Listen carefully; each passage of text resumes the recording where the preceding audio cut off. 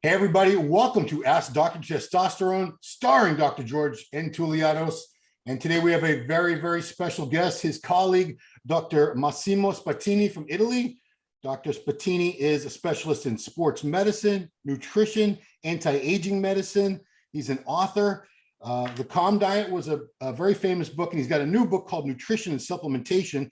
And he's also just told me he was the 1986 Italian heavyweight bodybuilding champion. So we have another great medical doctor who walks the walk and talks the talk. I told you last week, there's not many of them in this world, and we just got another one for you. So please welcome from Italy, Dr. Massimo Spattini. Welcome, doctor. Thank you.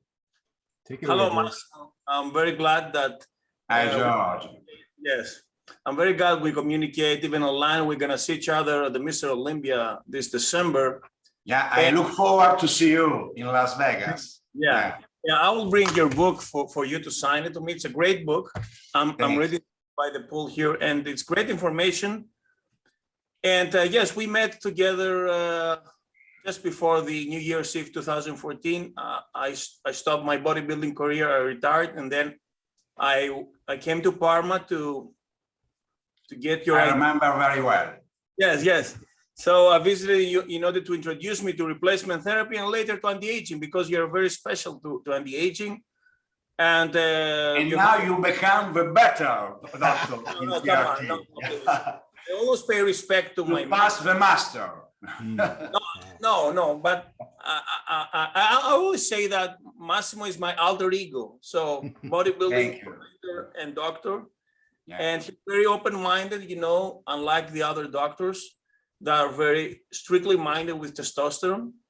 Anyway, so I love this book because it analyzes not only the supplementation, but the fasting, the keto diet, and every sport, what supplements we need. So I don't know where to start. We have many questions for you. It's very trendy thing now, the fasting, but I think fasting to bodybuilding has no place, or perhaps the keto diet, where traditional bodybuilders that eat small meals every 2 or 3 hours. And so, I don't know, tell us a little bit about. Yes, there are many studies about keto diets, and let's study about intermittent fasting in human. My opinion, also the study explain my position, is that fasting obviously is not good for athlete and overall bodybuilder, because the story is bodybuilding is about to split in many meals, more frequent meals, and there is a reason, because every time you eat some food, and protein, you stimulate anabolism. You increase your level of amino acids, and this level of amino acid is functional to improve protein synthesis. We know we need around 20-40 grams of protein to stimulate protein synthesis. Depends of kind of protein, with more biological value or less. So intermittent fasting now is a fashion. Now many people talk about intermittent fasting, but in my opinion, is a good strategy, is a nutritional approach that can work, obviously, if you want to lose weight, because it's easy to eat less if you eat only in a window of 8 hours, actually, and you fast for 16 hours.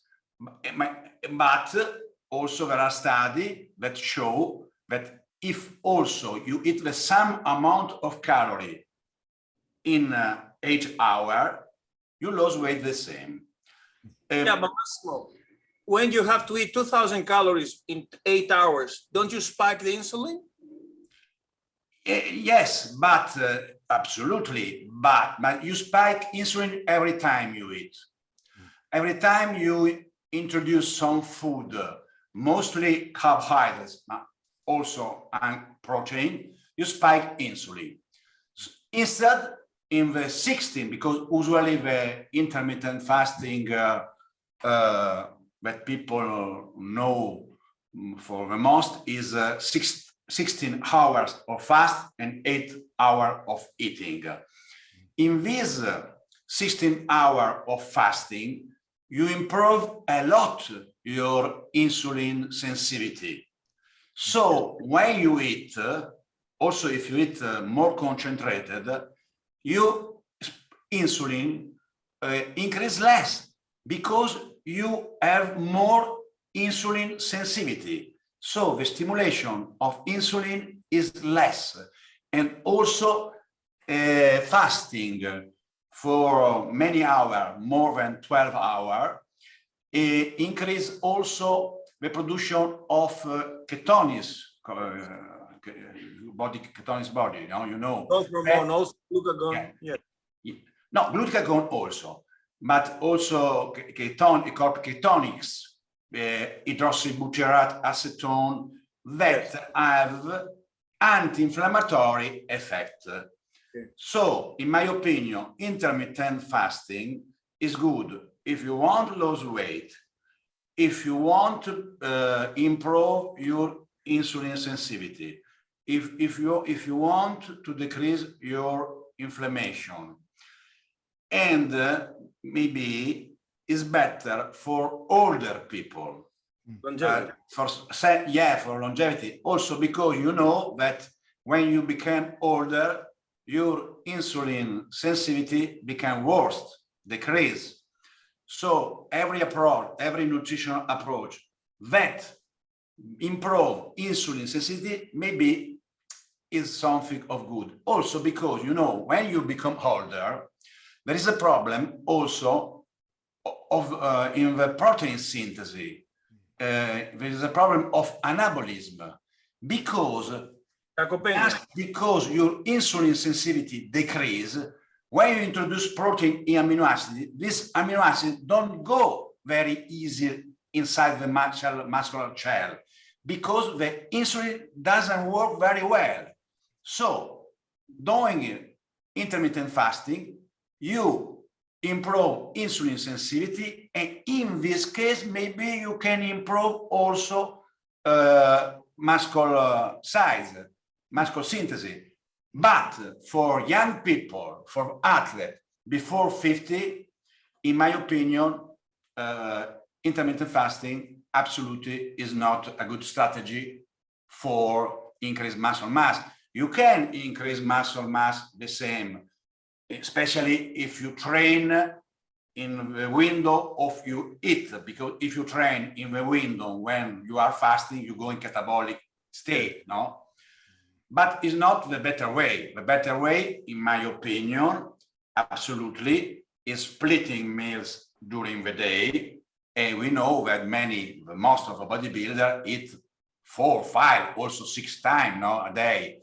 Many bodybuilder nutritional experts suggest also to do a snack before bed, or also get up during the night to eat, to drink a protein shake. I don't think it's necessary. Yeah. Before Cinzia, my wife, take Donald, my cat, and bring him away because I don't want that the Gastone jump on the table. And they told her, no problem, George loves the cats. So, and ketogenic diet, almost the same, because obviously, if you do a ketogenic diet, you don't stimulate insulin, nothing. This is good for anti-inflammatory effect. It's good for a prevention of neurodegenerative disease. It's good for diabetes, type 2, obviously. But it's not good to increase muscle because we need insulin to increase muscle. Absolutely.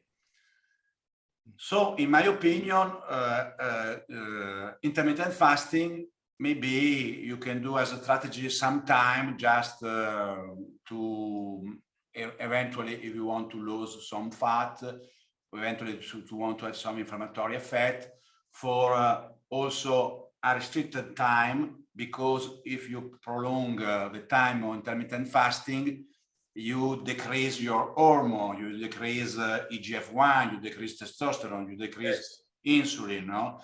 And you decrease also thyroid hormone.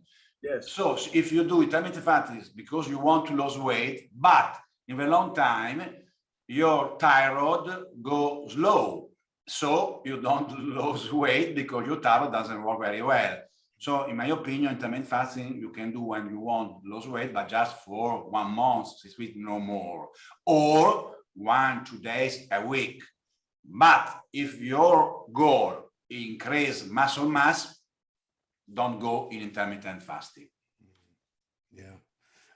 I'm just curious, doctor, you know, I always felt going 16 hours a day without eating would put the average bodybuilder, a young guy, into such a catabolic state that he would lose muscle. So every time he's eating, it's not even enough time to get back what you've lost. I agree, absolutely. And also cortisol spikes. Especially for younger athletes. Maybe an older man, he has less problem because he needs less calorie, and you have to understand to balance the pro, the control, the negative effect of intermittent fasting. The positive effect is that increased insulin sensitivity.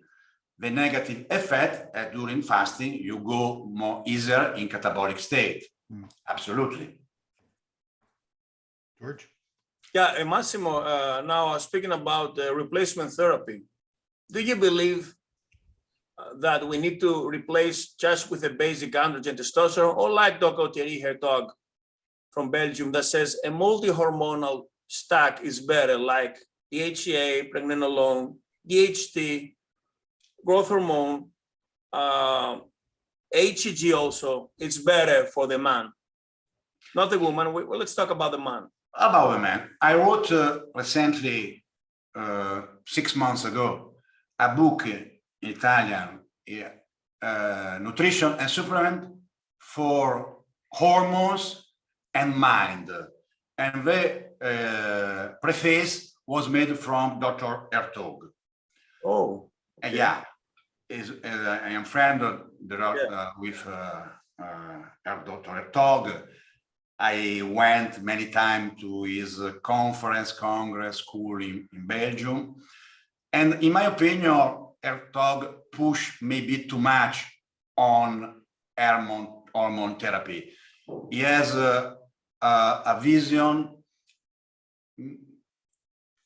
only about hormone. My vision is wider. I think that is very important for the health, for the anti-aging purpose, intervene with nutrition, supplementation, obviously exercise. Hertog doesn't exercise a lot. You can see from his body. It's a catabolic state. It takes IGF-1 plus G8 together, you know? Yeah, exactly. And obviously hormones. But I am agree with Hertog about therapy, substitution therapy, or hormonal management of all the hormones, because the hormones are a network. Every hormone is linked with other hormone. All thyroid hormone are linked with adrenal hormone, you know, and also the pituitary gland stimulate the other gland. It depends from feedback stimulation from other hormone. So in my opinion, absolutely I am agree. Testosterone for men is the most important hormone. I remember during a lesson in LA, Los Angeles, during my course in functional medicine, the endocrinologist teacher of lesson of endocrinology, of hormone, show us 2 slides. One like a console of the pilot of airplane. No? One was for women with a lot of panel, a lot of with many hormones, estrogen, progesterone, testosterone, oxytocin, many organs. And after he showed the slide for the men with just testosterone on off. So just to say that for the men is very important testosterone. It's enough, but it's not true. It's not true.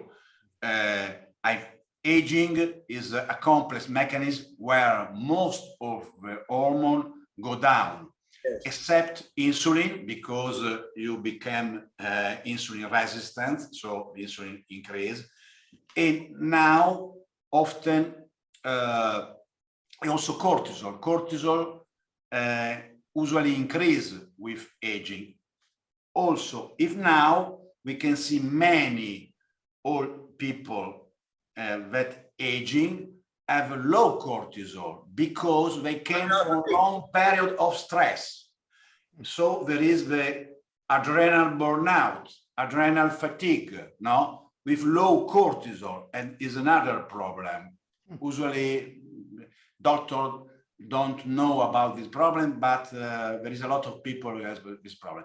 But there are a lot of hormones that change and become in disharmony.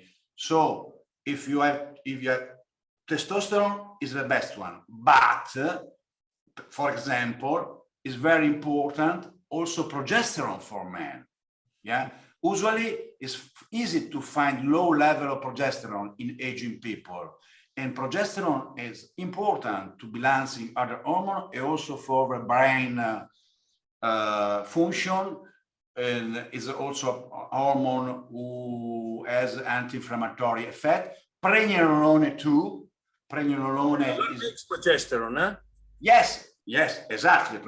It's the direct precursor of progesterone. Both are this effect on the mind, are a relaxing effect. And they have also an analgesic effect. There is a study on the veteran from Iraq with low back chronic pain that using 300, 500 of pregnenolone and 100 milligrams of progesterone, the pain is gone. So and aging is, is easy to have a problem to back pain and other osteoarthritis, other problem. And also that there is another hormone that which go down already after 30, also before. Growth hormone. Growth hormone, yeah, exactly, growth hormone. And growth hormone is the anti-aging hormone for excellence, no? Because increase muscle, decrease fat, improve the type of the skin, like lifting effects, no? So I think the joints, IGF-1, the joints. IGF-1, the joint.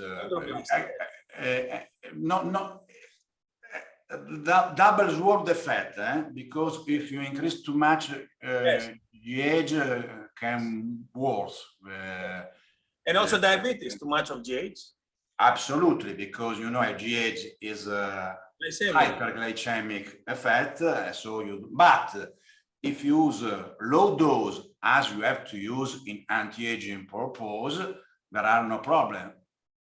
Instead, GH increase insulin sensitivity. So no problem. So I also often aging, there is also a problem of thyroid. Usually in the laboratory test there is a range where TSH is about 4 or 5. Hypo, yes. Until that, they told you that it's okay. Instead, if you want to have perfect functionality of thyroid hormone, your TSH must to be below 2.5, 2. Yeah, and you can just also you have to see not just TSH, but also T3, T4, yes. and also T3 inverse, because the really biological hormone is T3. So I agree with Dr. Todd, and me too. I using almost 10, 12 hormone for my low dose. I wanted to ask you, doctor, if you could tell us your personal regimen, because you told me you're 65 years old, and I can't believe it. You don't look a day over 45. You look at that hair, the skin. Maybe it's a video. No, so can you share your personal regimen? Yeah, if you want to know my personal hormonal regimen, is I start in the morning with low dose of cortisol because hydrocortisone. Cortone acetato, like hydrocortisone, is a bioidentical cortisone. Not cortisone, because cortisone make disaster. Cortisone is catabolic. Cortisone is a diabetogen. No, hydrocortisone is bioidentical cortisol, bioidentical. Low dosage, 10 milligrams, because I did a lot of tests. In my clinic, I do all my patients the salivary test of cortisol to see the circadian curve, and I find in myself low level cortisol in the morning. So I prefer in the morning take a little bit hydrocortisone, which is a bioidentical cortisol.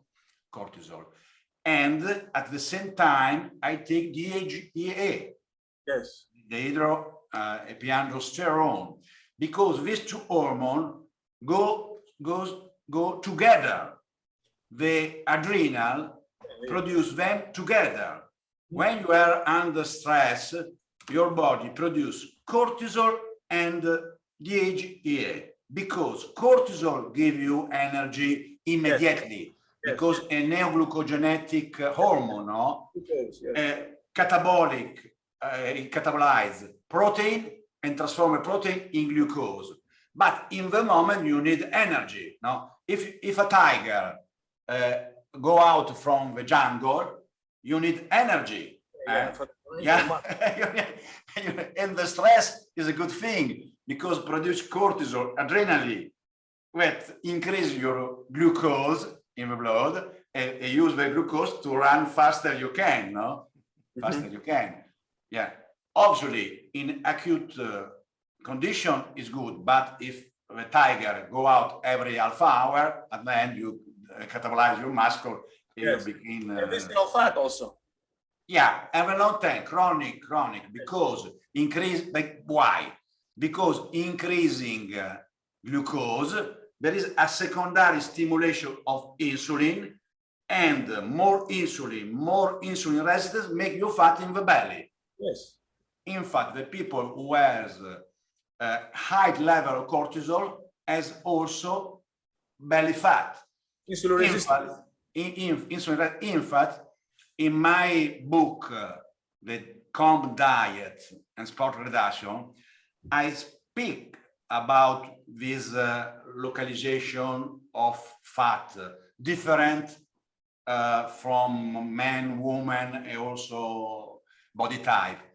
And if you are a people hypercorticosurrenalic with high level cortisol, usually the higher level of cortisol, the highest level of cortisol are early in the morning, because because you have to wake up and you need cortisol, because the Paleolithic man in the morning, when he get up, he doesn't have the bar, no, close to the cover, no, and he had to go to find food to hunt, no? And he need energy for that, no? So the cortisol usually is higher in the morning. In these people, hypercorticosurrenalic people, cortisol is very, very, very high.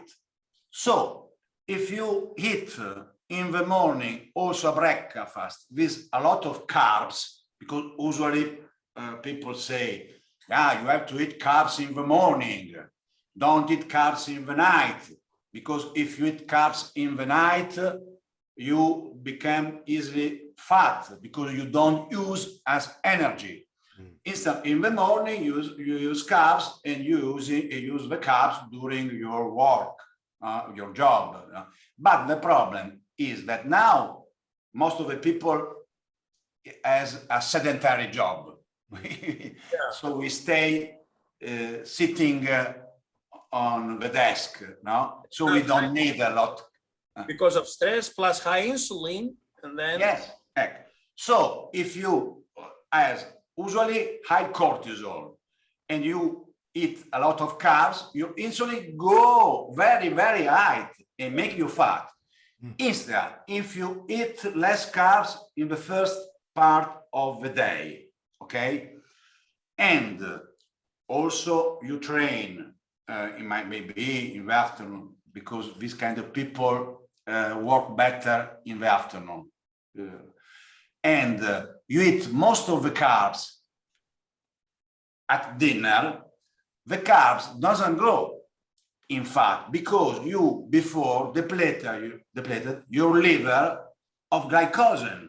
If you train it, if you deplete also muscle. So these carbs go in the liver and the muscle, but these carbs increase your level of serotonin, and serotonin, make you sleep better, is a relaxing hormone, decrease cortisol. So you break this vicious circle and your cortisol go down and you less more fat. And also, Massimo, cortisol goes down at night to go to sleep. Yes, yes, usually. But if you at night eat just protein, many people tell to lose fat. If you just protein, you stimulate cortisol because protein stimulate cortisol. It's normal because. But also GH, if you eat carbs at night, you. Yes, I agree. But if you eat protein and you don't sleep well because you stimulate cortisol, if you produce cortisol in the night, also because you are usually these people is nervous people, is a little bit upset, is anxious, so is predisposed to sleep in not very well condition.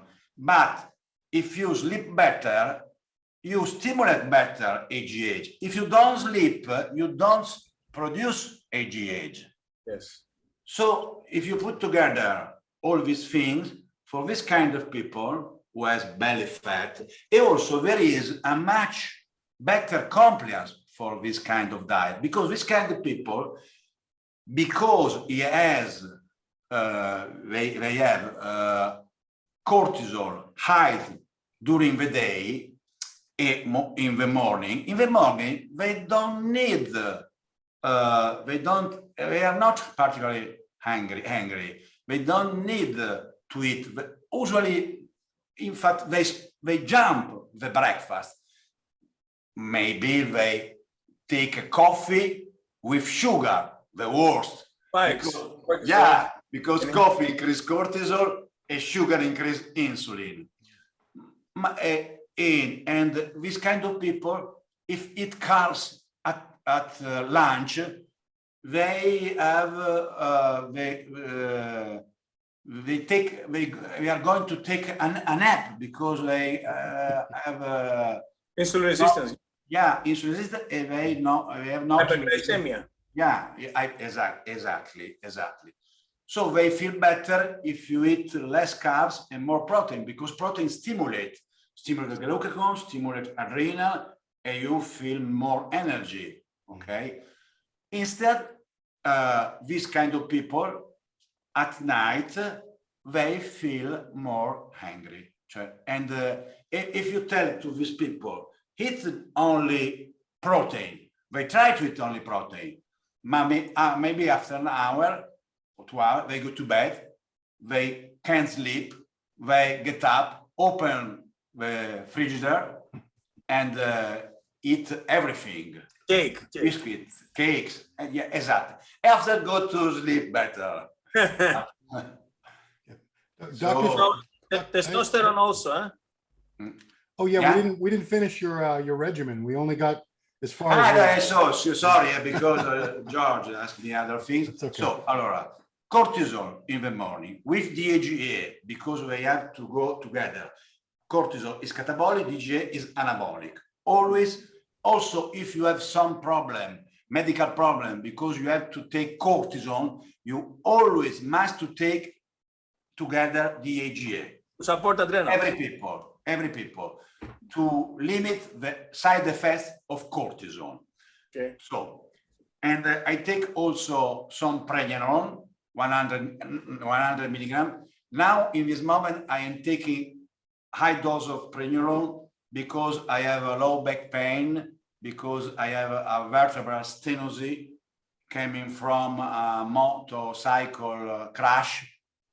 Probably in a few months, I'm going to do a surgery, but at the moment, I try to compensate with training, supplementation, anti-inflammatory supplement, and also, I told you, pregnenolone and progesterone. I take testosterone, 100 milligram a week, and together testosterone, in my opinion, is very important to take. You have to see the blood test, but an aromatase inhibitor, I take anastrozololo, 1 milligram, and and also propionator and amphate. What? Which ester? Propionator and amphate. Really cypionate, because I find very well with cypionate. For me, is the better one. Once a week? Once a week. Really? A week. Okay.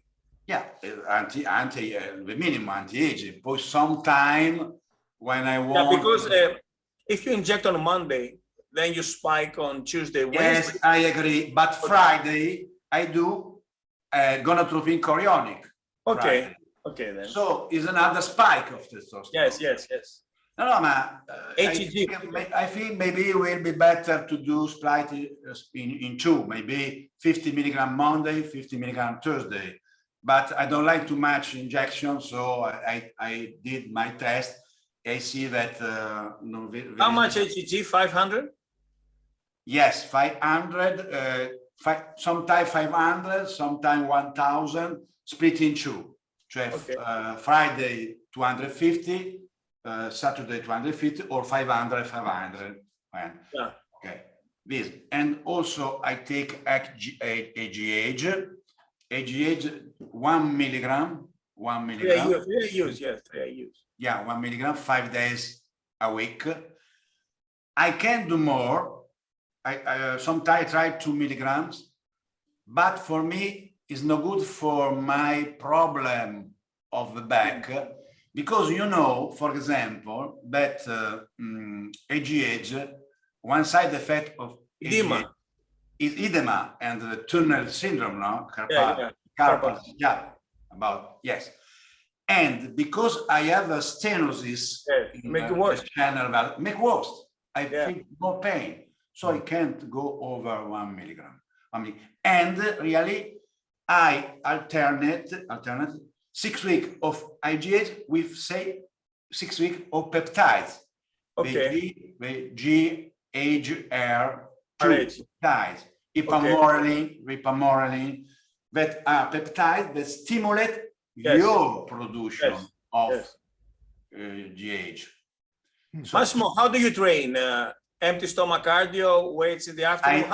In the morning, I train mostly now. I do stretching, postural exercise for my back training, core exercise, and before I usually did 40 minutes of aerobic training. Now just 20 minutes because it takes a lot of time all to this exercise or stretching. 50%, 70%? Maybe less, maybe low, very low. Very flat, See, 60%, because for me to train hard in the morning is no good, because usually my cortisol is and low glycogen. I don't feel good. So when I competed in bodybuilding, and I read the article about to do cardio in fasting state in the morning to lose more fat, I tried many times. Every time I tried, I feel worse. And during the day, I feel weak.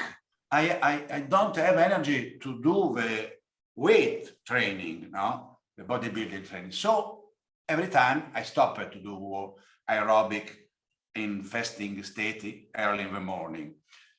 But 10, 12 years ago, when I decided to achieve a certification in anti-aging medicine with A4M, I have to find one time to study, and decided to study the book, a lot of book to pass the examination, early in the morning, sitting in the bicycle, just sitting, because my gym is in the upper flat, and I see outside the park with a tree. Is very nice also to see this kind of view, and I try just reading sitting.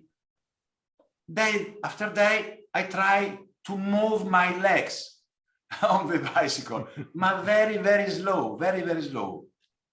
And day after day, I improve the speed of my legs. And at the end, I started doing aerobic exercise. When at the end I passed the examination, I thought, impossible that now I go to do bicycle early in the morning. But I was habituated, I create a situation to do this, and my body learned to accept this kind of exercise, and now I can do without side effects. So this every morning, and instead weightlifting, bodybuilding training between 4-5 days a week in the evening at 6 o'clock and 1 hour. One body part each time? No. I try to stimulate the muscle almost twice a week or twice every 10 days, because my body works in that way. If I train body part just one time a week, for me, it's not enough. When I restarted training, I forgot the training before. So also when the first contest, when I prepared, I did 3 times a week every muscle. Oh, wow. 3 times, very strenuous, But after, always 2 times. Now many bodybuilders do the same, Ronnie Coleman, the same. This is because I have a prevalence of red fiber instead of white fiber. And the same reason, because I have to do high volume training, not high intensity training.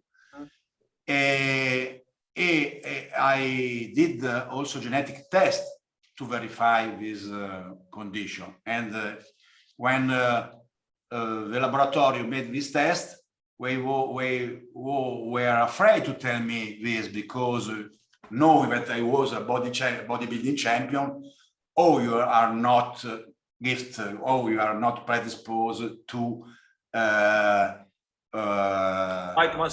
power training, but endurance. Always possible. And this is the reason why. Also, if you have more red fiber muscle, you have to train as Serge Nubret, more repetition, more exercise, etc. So, and also more frequency. Doctor, I want to get back, you were talking about cardio there, and there are two really opposing schools of thought. Some people, especially a lot of bodybuilders, will say fasted cardio on an empty stomach is far more effective for burning body fat. And there's a lot of people in the scientific community, and there's studies to back up saying it doesn't really matter when you do your cardio, whether there's carbs in your system or not. It's calories in versus calories out in the end anyway. Do you believe fasted cardio is far more effective than doing cardio in a fed state with food in your system? Generally, there are studies about fasting cardio is more effective.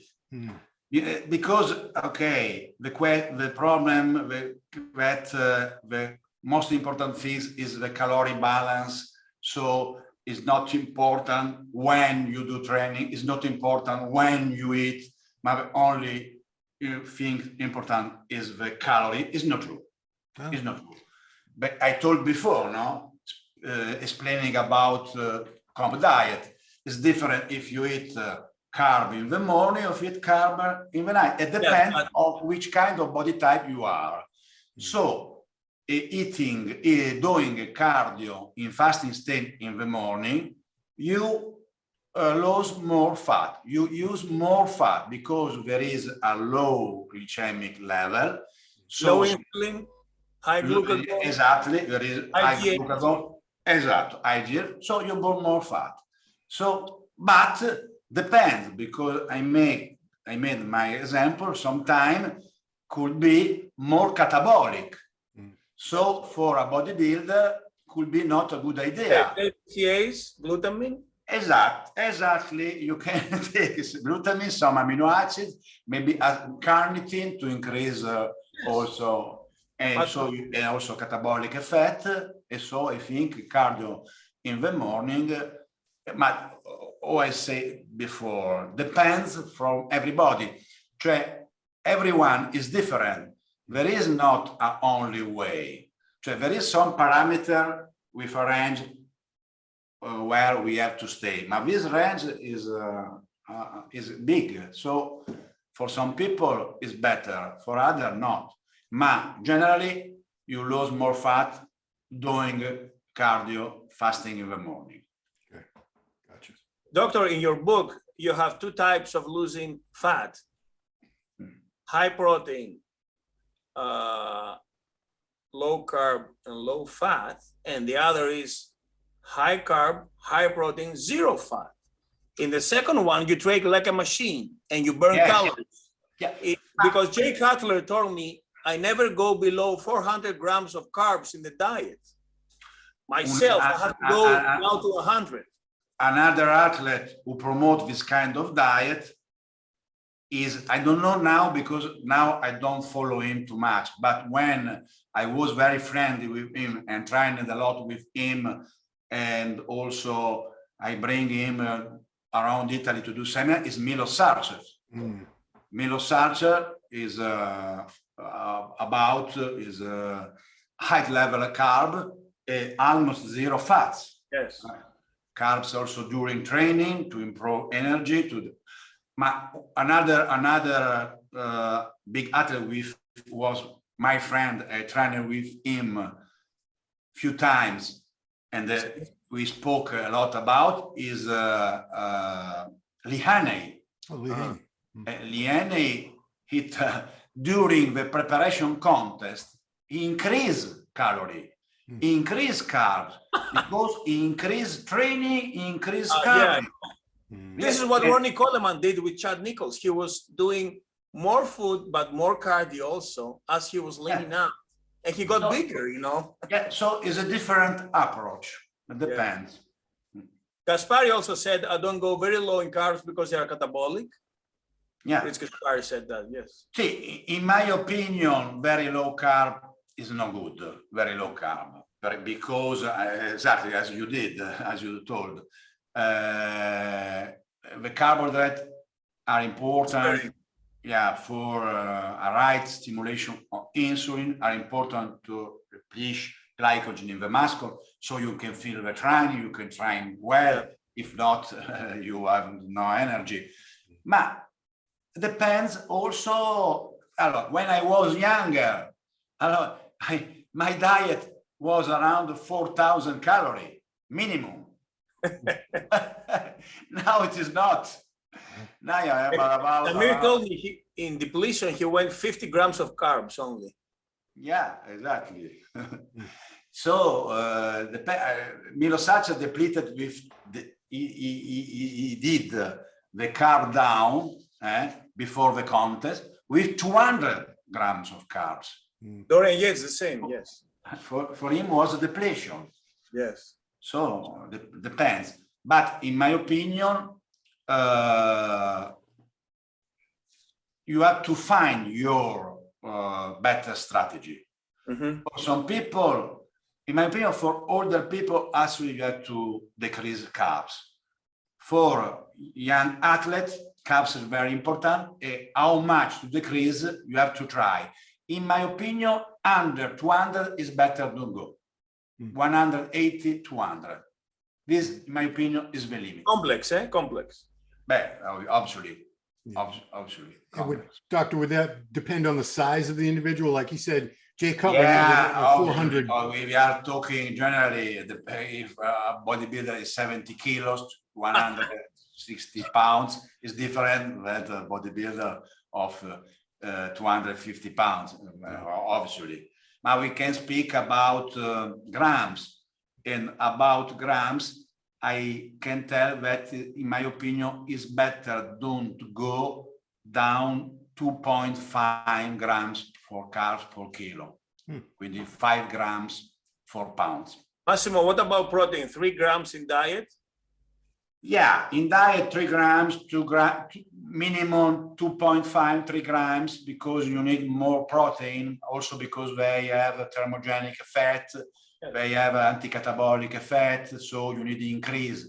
Instead, during a bulking phase, it's enough 2 gram or 2 gram, 2.2, 2.3. Per kilo. I got them because the Americans. Per kilo. You have to double 4 pounds. Yeah. You have to double 4 pounds. Yeah. Yes. Until 3 grams per kilo, almost 6 grams per pounds in diet, because it's easier to lose muscle. So you have to increase protein. Obviously, it's better also to choose special kind of protein with more biologic value. We know BCAA, branched chain amino acid, and specifically leucine is very important because stimulate the mTOR pathway, very important to stimulate protein synthesis and anabolism. So the whey protein are the best protein because it has a very positive effect to stimulate nitrogen balance, but also has improve insulin sensitivity. Also, if whey protein stimulate insulin, but this stimulation of insulin is compensated from the glucagon stimulation from protein. So there is not a prevalence of insulin that usually make fat or also inflammatory effects. Really, whey protein has also anti-inflammatory effect. And also because are very rich in sulfurate amino acid, are the precursor of glutathione. Glutathione is the antioxidant who has the most anti-inflammatory effects. So whey protein is really a very good supplement, not just for bodybuilder, in my opinion, for everybody, especially for old people, because old people is very predisposed to catabolism. And also in old people, there is the immunogen, to decrease the efficiency of the immunitary system. And increases glutathione, you increase the capacity of the immunocell to produce ATP and to work very well against the microbe, the virus, bacterial. And I can tell something about, coronavirus, no? So maybe it's not a muscle development issue, but you know that one of the purpose, at least in Italy, but it was to take paracetamol as therapy and not anti-inflammatory. But paracetamol decrease the production of glutathione. Stresses the liver. That's why it stresses the liver. Also. Liver toxin, yes. Yeah. In fact, when there is the toxicity from paracetamol, the therapy is acetylcysteine. Yes. Is the best precursor of glutathione. So glutathione is one of the best antioxidants. I'm injecting every day. Yeah. In my opinion, also bodybuilder must use glutathione, because specifically if you use drugs that have liver toxicity, using glutathione is very important to preserve the liver functionality. Yeah.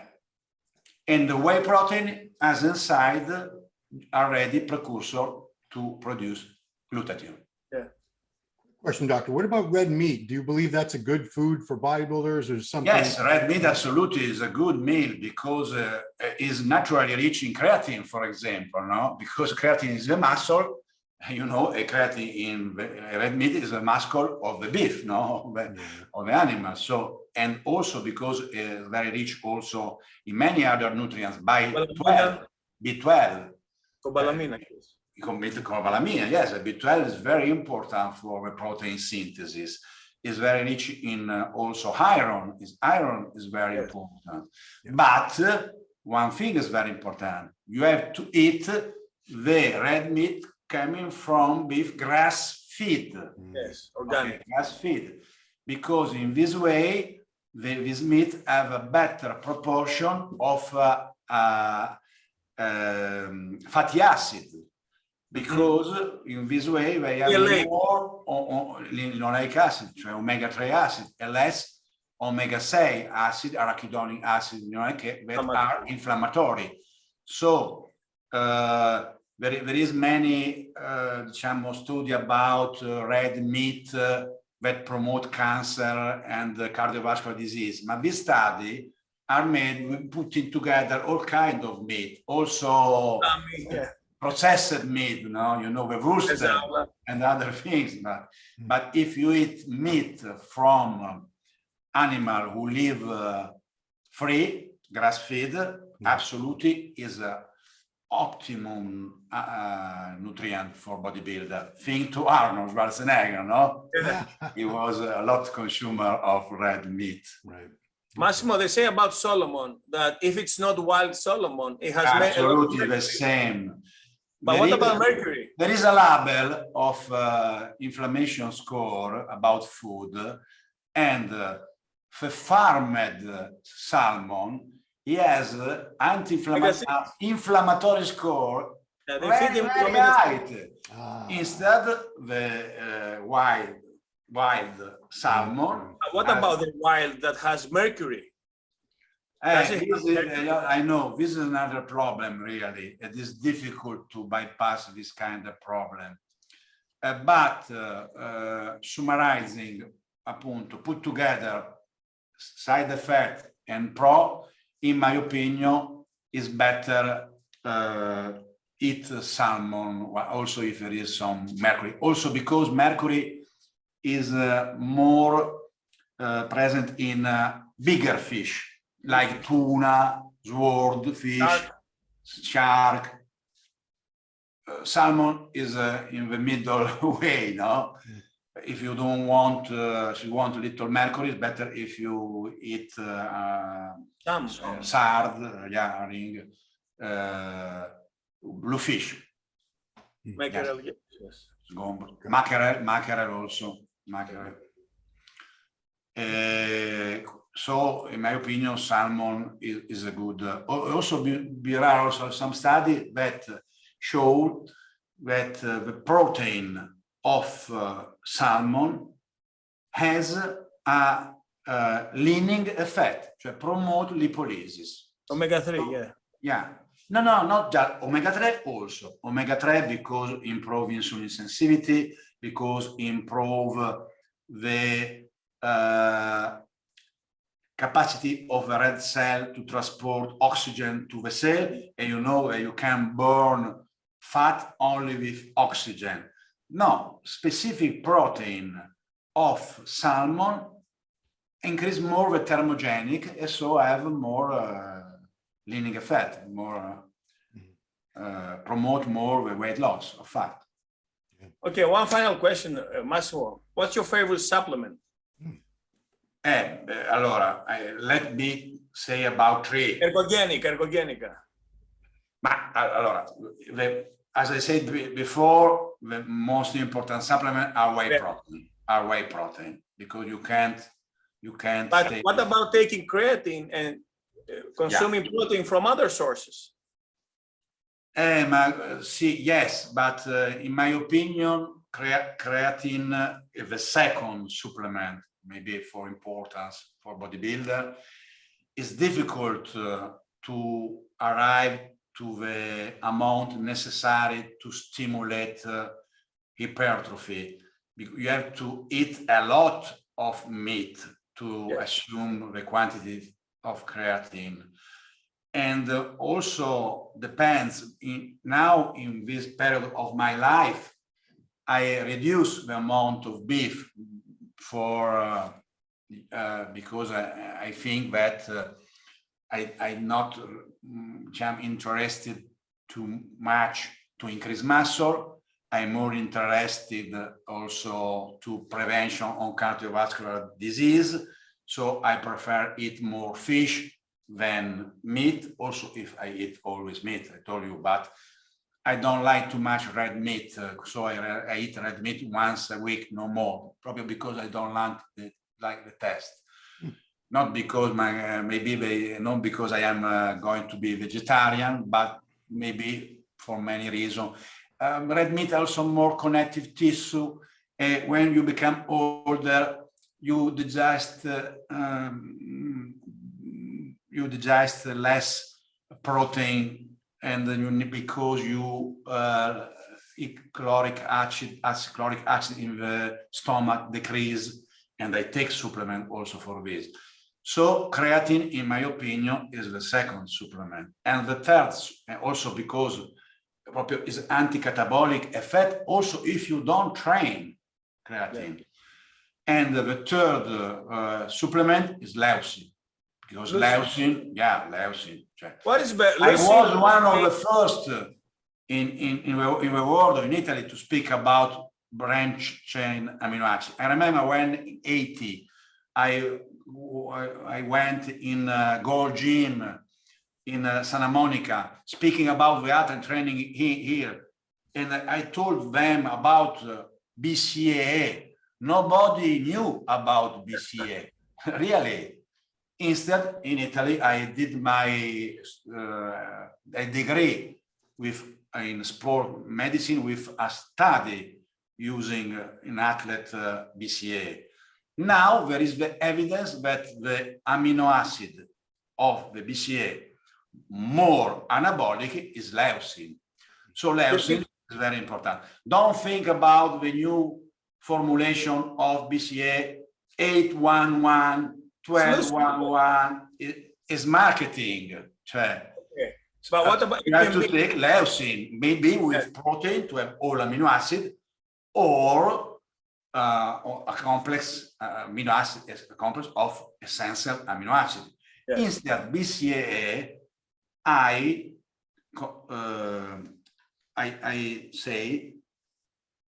suggest to take before training. Anti-catabolic, yes. Anti-catabolic and energetic purpose. And HMB also instead is better than leucine? HBA, also HBA, in my opinion, is very important for older people because it's mostly anti-catabolic. In fact, there are a study using HBA, vitamin D, omega-3, preserve muscle mass in older people, training and not training. Okay. Oh, grazie. Prego. Molto grazie. So we're going to put links in the description, guys, to Dr. Spattini's website, his social media. You can get that new book, Nutrition and Supplementation. It is, you said over 600 pages long? Yes, 650. Ooh, okay, so it's a good read, guys. There's a ton, chock full of information in there. We thank you so much, Dr. Spattini, for joining us this week. Thank you. It's been a real treat. George, thanks for arranging this. This was a nice break from the norm, get a different perspective and more information that we can use to be healthier and more fit and just, live a higher quality of life. That's what it's all about. So thank you guys both, and everyone, thanks for watching. See you next time. See you in Las Vegas, yeah. See you in Las Vegas. All right, guys, thanks for watching Ask Dr. Testosterone. We will see you next week. Bye-bye. Bye-bye. Ciao, Massimo. Ciao, George. Bye-bye.